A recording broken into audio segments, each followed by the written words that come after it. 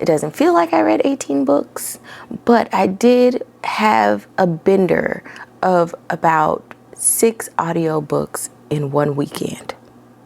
Don't ask me how I did that. It's the mental illness.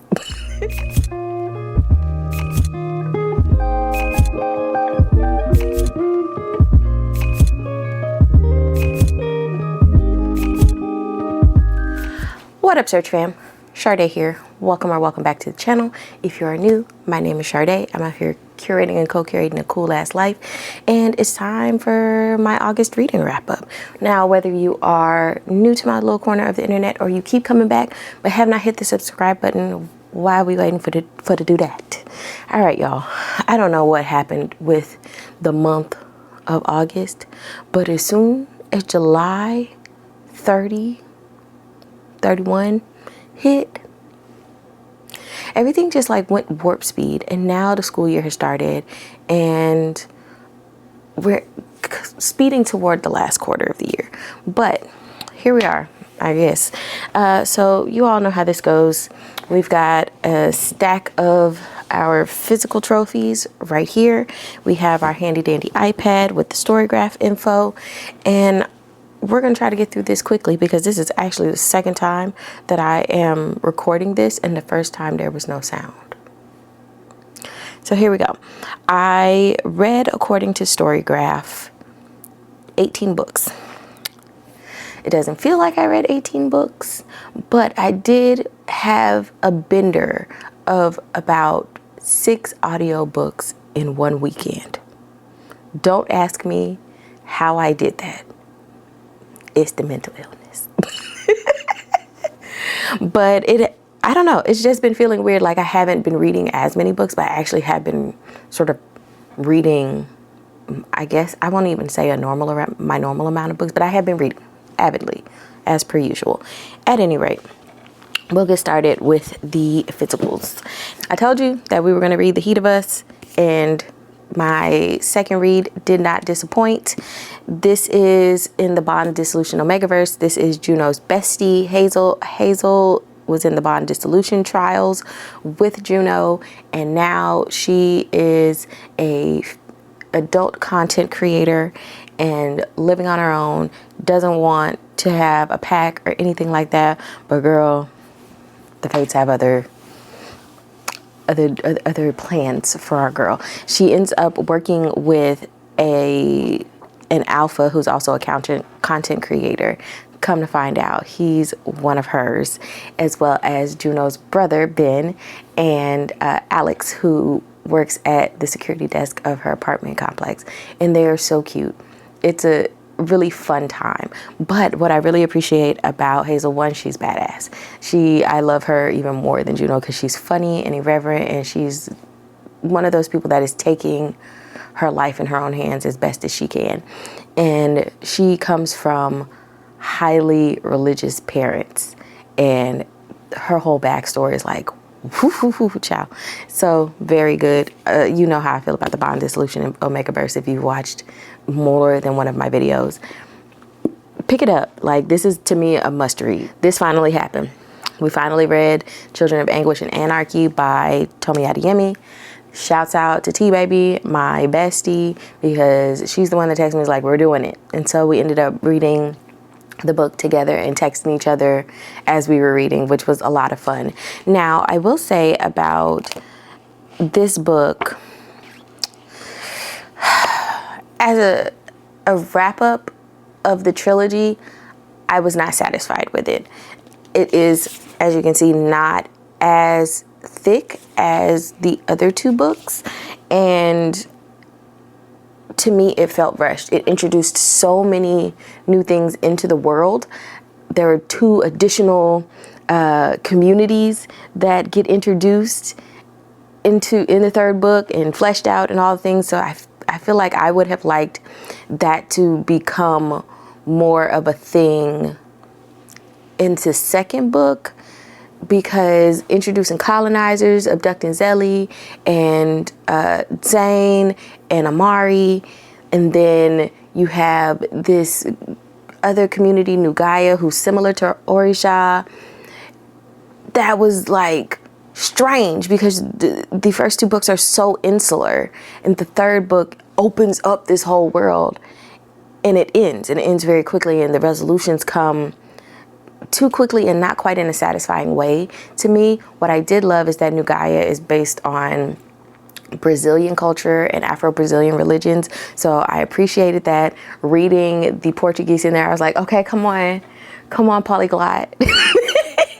So that was cool, and the characters and the descriptions and the way religion was rendered there was beautiful, but I feel like it needed more time to cook, right? It needed more time to really be a thing.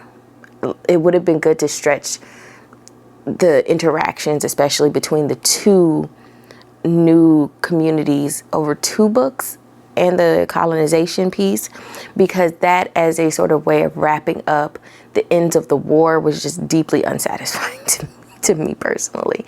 Was the book good in and of itself? Yeah, sure. I enjoyed it. Would I read it again? I would read it again. But as a third book in a 3-book series, to me, it left much to be desired. I also read Black in Place by Brandy Thompson Summers, who writes about space and spatial identity and aesthetics in DC in the 2010s roundabout. And I read this for work because y'all know I'm writing a book, an academic book. So I read this for that. And I didn't read all of it. I read enough to satisfy my curiosities, which was all I really needed to do, because that's what you do as you do research. And it was good for what I needed it to refresh myself, because I've read it before. But I don't think I would recommend it to anyone, because it is an academic book, and unless you have an interest in Black studies and space and geography and things like that, it's not going to be very interesting to you. Lastly, we have Temple Folk by Aaliyah Bilal, and I read this for class as I was preparing my syllabi, because my students are reading selections out of this. This is a set of short stories about Black Muslims in the United States, which was super cool. Now, I am a scholar of religion, and African American religion in particular, so I know enough sort of in an academic sense, and I've, been to mosques and participated in services and things like that, but I am not as well versed in Islam as I am in Christianity, because I grew up Christian, right? My mom was actually a Muslim for a small stint. So I know more probably than the average person, but I still don't know a whole lot, and especially about Black Muslims, especially outside of like the Nation of Islam, which is a totally different sect within Islam. It's not considered traditional. Anywho, this was so good. I read the collection for the women narrated stories, and they were so good and so compelling and so interesting to think about the ways in which people are navigating their faith in the context of the United States as Black folks in a different way. So one of my favorite stories out of here was Candy for Hanif, and it's about a woman who's a mother to a child with special needs, who's like 18, 19, 20 now, and he has fits where he can be aggressive and he can be destructive or whatever, and her fears behind that, because this is a Black man in America, but also she's in service to her temple and she cooks, and so all of the cooks get given a trip to like a boat show from the imam, and she goes begrudgingly, but like also because she wants to, because she never gets time off. And at the end, I feel like, because I think I need to read it again, we get the sense that maybe Hanif is not actually special needs, and like he's been playing his mama, which is wild. The other one is Nikah, which is about a woman who's a convert to Islam, and her family, her parents are pastor first lady for a big Baptist church in the area, and she's thinking about love and like community and things like that. And she starts talking to this guy on an online Muslim dating app in Serbia, and it brings up issues of things like difference in the fact that some people don't get what race means in the United States and how like that figures in at the intersection of religion. And it was just, these were beautiful. I can definitely see why this was a National Book Award finalist in 2023. It was so good. For digital books, I read Not Their Cup of Tea by AJ Shirley, which is in the Naughty Omegas series, which I started last month. These are short, I won't say quite novellas, but they're like 220 pages. So not too long, really short read. This one is about Destiny, who's a Black pop star, and she appears in the first book and becomes friends with Serenity, who's the female main character from the first book. So she ends up going to this like fictional Eastern European country to play for the princess of the country for her birthday. And she meets the prince in his pack, right? So the prince is a royal screw up, womanizer, all the things, partying all the time. And his pack members are his friends, but they're also prince consorts because they'll become kings together, which hasn't happened in like over 100 years in his country. But the one is his advisor, so like his second, and the other is the head of his security. And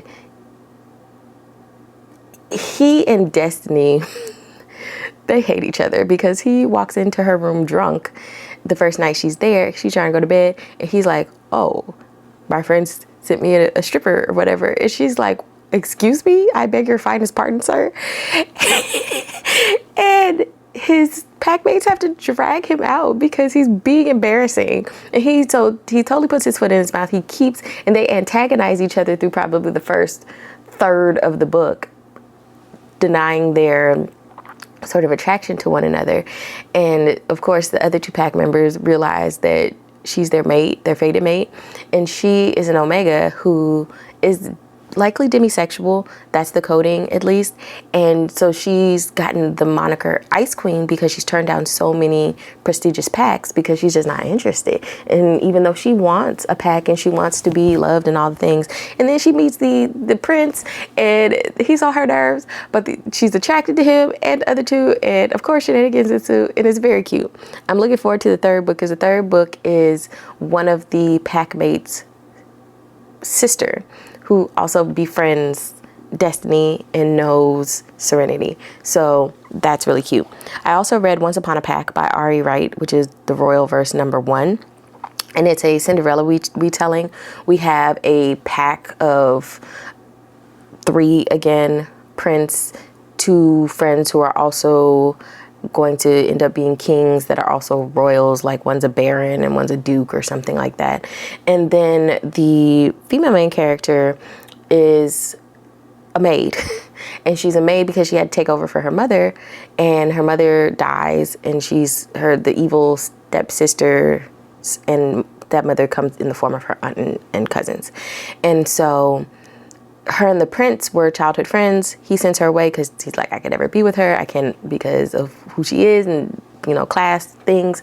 And then comes back around. She ends up working back at the palace as an adult to pay bills.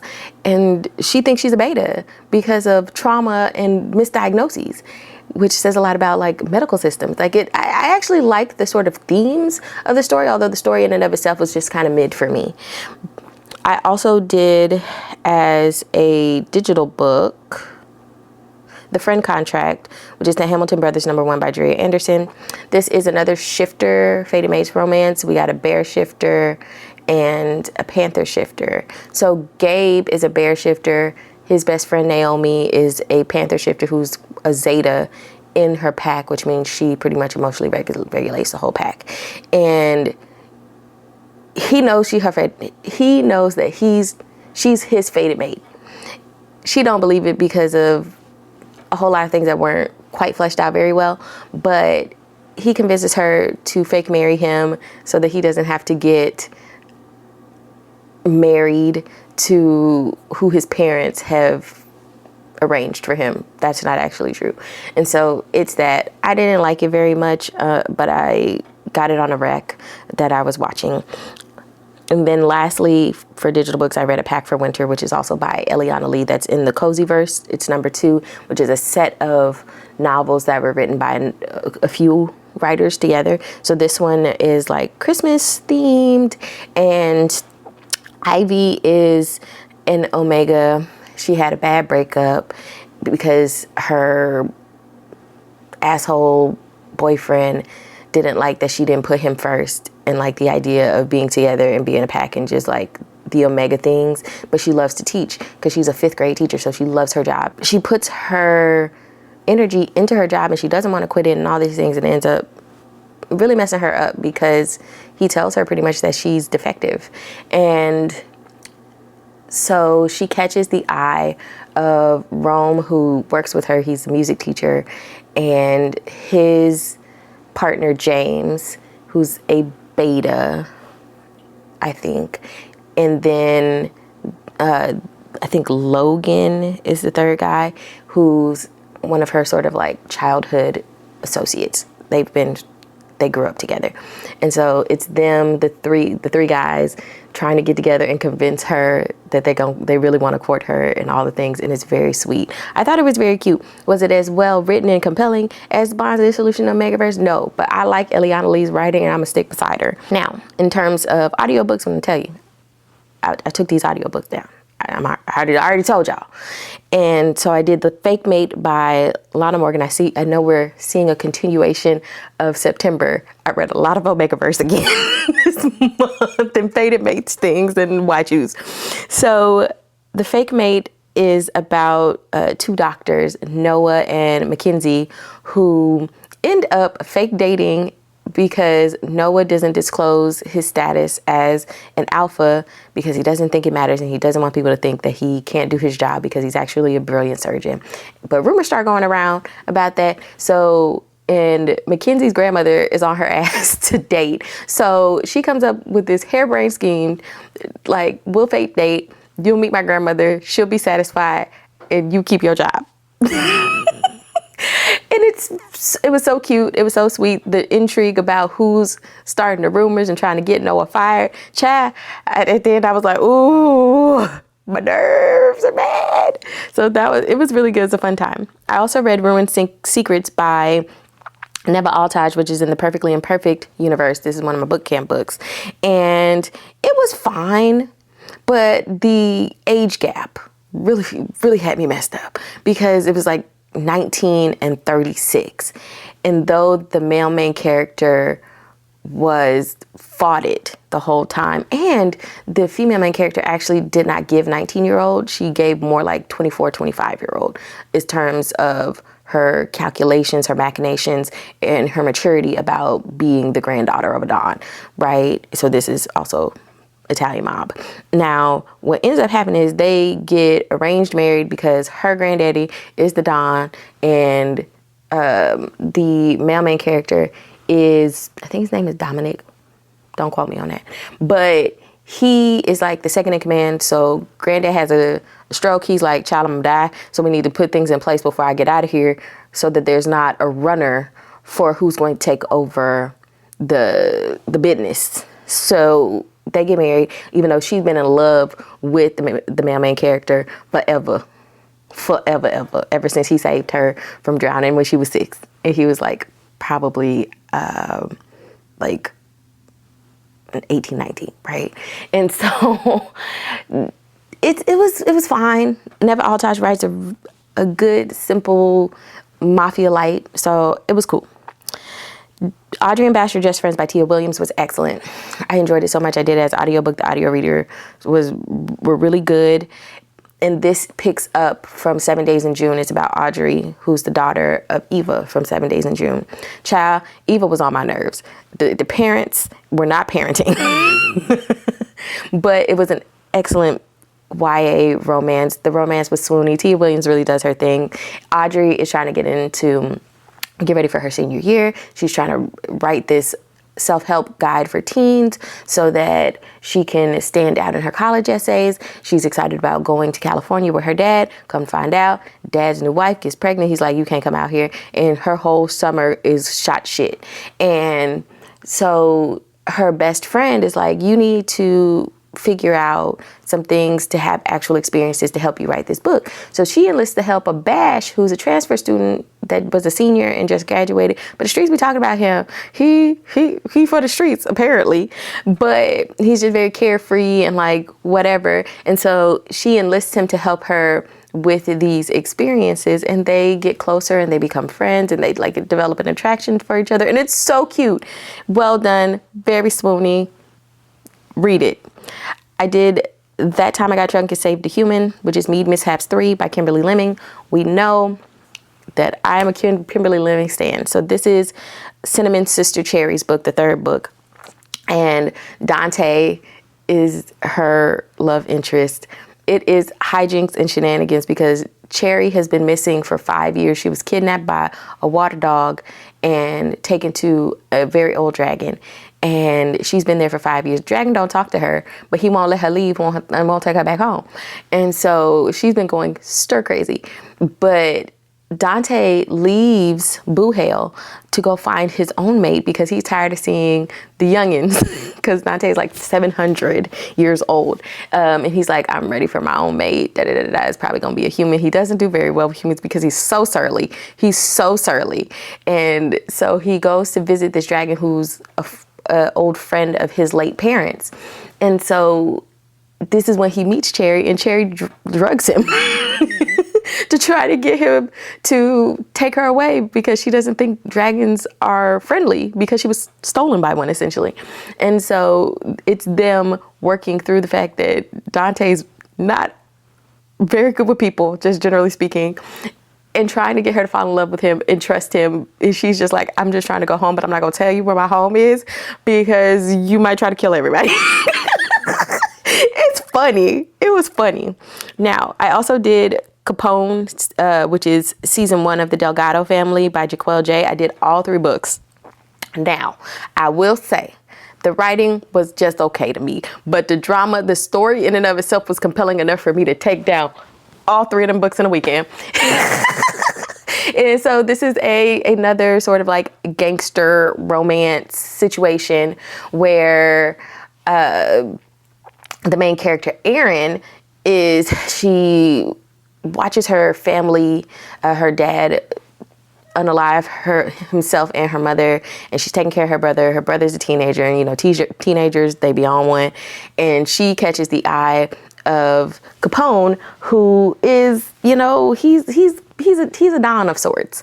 And it's their whole situation. There is best friend drama, there's cousin drama, there's baby mama drama, there's, you know, attempted murders and car chases. It was a good time. I'm not gonna hold you. It was a good time. So I would say, like, definitely read it. And there were times when, like, as a male main character and love interest, where Capone would talk to her, and I was just like, smash. Right? But at other times it was like, bro, you got me effed up. So again, like, the writing could have been better, but it was also a good time. So I am going to continue with the next one because I want to know what happens when Capone's brother Capadonna comes out of jail. I gotta know. I also picked up The Never List by Jade Presley, and it was good. It was surprisingly, the story was really good. It's wide shoes, fantasy. The female main character goes to this event called The Choosing. She's not supposed to be there because she's in the lowest rungs of society, and she goes there because she's looking for her sister. Her sister's been missing for a year, and she catches the eye of the 4 princes that are looking for a mate who have never found a mate at this event. And she's like, I'm just trying to do all that. And then she's like, oh God. When they pick her, she's like, oh my God, I'm gonna die. They're gonna kill me. But also I gotta try to survive so I can find out what's going on with my sister. And so in that, they are all, you know, extremely powerful. They're dads. Some of some of them are crazy. And so it's the first book in that, and the lore was really well done. The smut, I just was wondering, like, where's the lube and the consent, right? So, you know, but that's just me, you know, but it was a great time. I will look forward to listening to the next one. I did Muscles and Monsters, which is Leviathan Fitness #1 by Ashley Bennett. It was cute. It's about a baker who is clumsy, spills all her things, gets helped out by a wolf who lives in their community and owns a gym. He offers to train her. They fall into, you know, deep with one another, and, you know, they bump ugly bits. And then last but not least, I read Her Vicious Beasts, the prequel and the first book by E.P. Bali, and I'm obsessed. I'm obsessed. Can't wait to read the second one. The series will be done at the end of the year. This is also Fantasy Why Choose, and it's about Leah.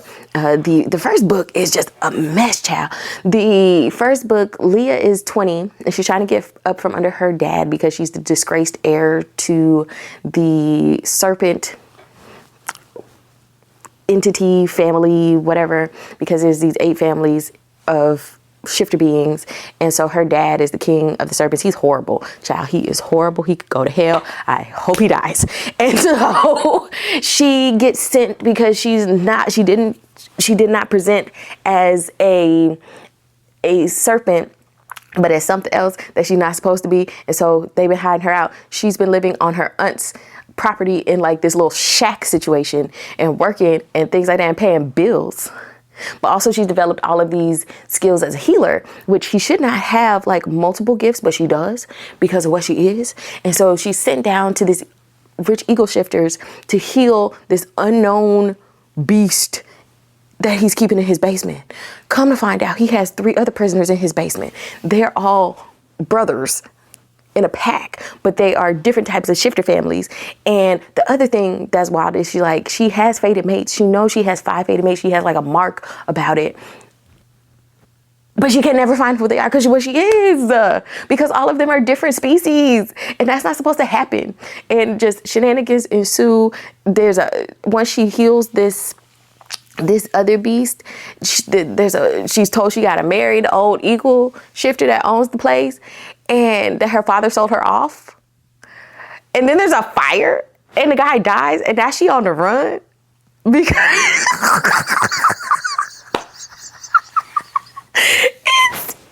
it's a lot. And this is just in the prequel, yo. The first book is very much dark academia. They end up at a school for wayward young adults who are shifters, and it's pretty much like a prison school.